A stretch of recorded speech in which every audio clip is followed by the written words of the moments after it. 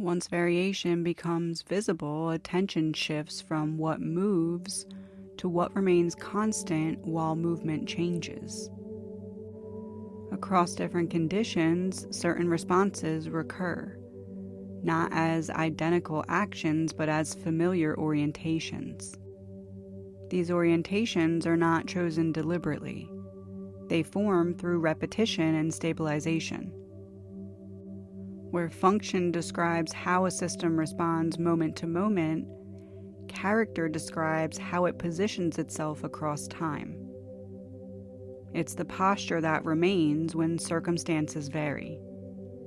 It's the stance taken when outcomes are uncertain.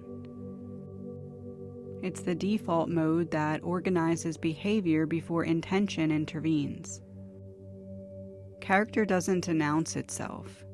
It reveals itself through pattern density. When learning is required, one orientation tends to activate. When action is required, another. When responsibility increases, when authority is assumed, when maintenance becomes necessary, the system returns to recognizable modes of engagement. These modes are efficient. They conserve energy. They reduce decision load. They allow continuity.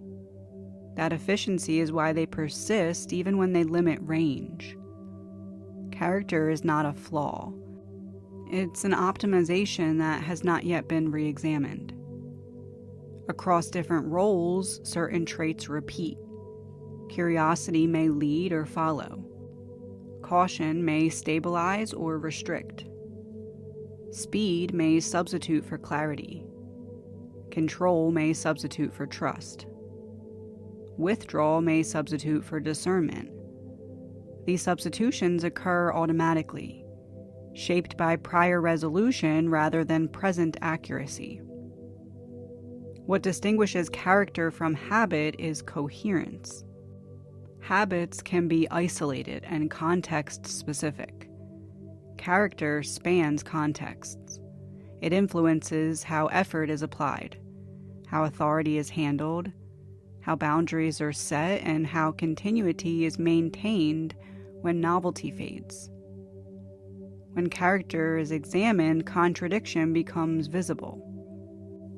The same orientation that protects in one context constrains in another. What sustains progress can also slow adaptation.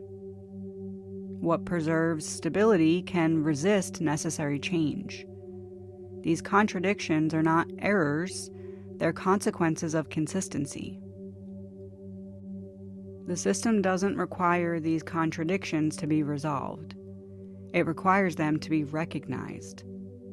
Recognition doesn't dismantle character, it introduces flexibility around it. The stance remains available, but no longer exclusive. Roles are not identities. They're positions assumed relative to demand. Over time, certain roles become preferred. Preferred solidifies into default. Default hardens into expectation. Expectation shapes behavior before evaluation occurs. As these dynamics become apparent, character stops functioning as an unconscious organizer and becomes an observable structure, not something to correct, but something to account for. Accounting introduces choice without requiring disruption. At this stage, the system is no longer gathering isolated data. It's mapping orientation, how it learns, how it acts, how it sustains effort, how it governs itself, how it maintains order, how it relinquishes control. Character reveals itself not through intensity, but through repetition under varied conditions. Once those repetitions are visible, the system gains leverage. Not leverage to change, but leverage to choose. And with that leverage, attention prepares to move again, beyond stance, beyond role, toward the deeper structures that organize meaning itself. the transition doesn't require decision. It occurs when orientation has been sufficiently mapped. And the analysis continues. As orientation becomes legible, a further distinction begins to surface. Roles explain how a system positions itself, but they don't explain why certain positions feel inevitable.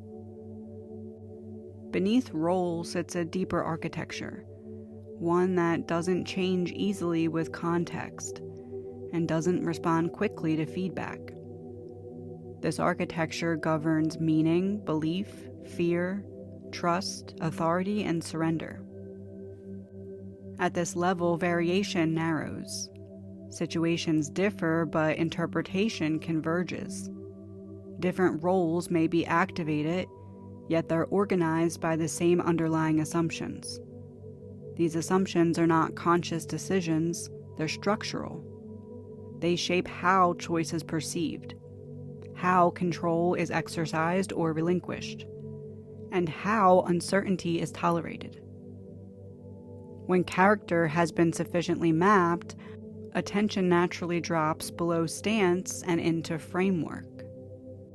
The question is no longer how the system responds or which role it prefers, but what internal laws are being obeyed regardless of role.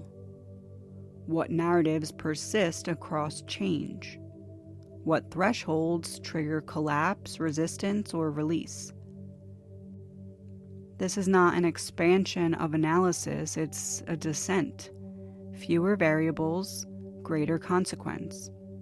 The patterns here do not repeat often, but when they do, they reorganize everything above them. At this point, observation shifts again, from orientation to meaning, from role to reckoning, from adaptation to inevitability. The structure underneath is ready to be examined, and the next phase begins.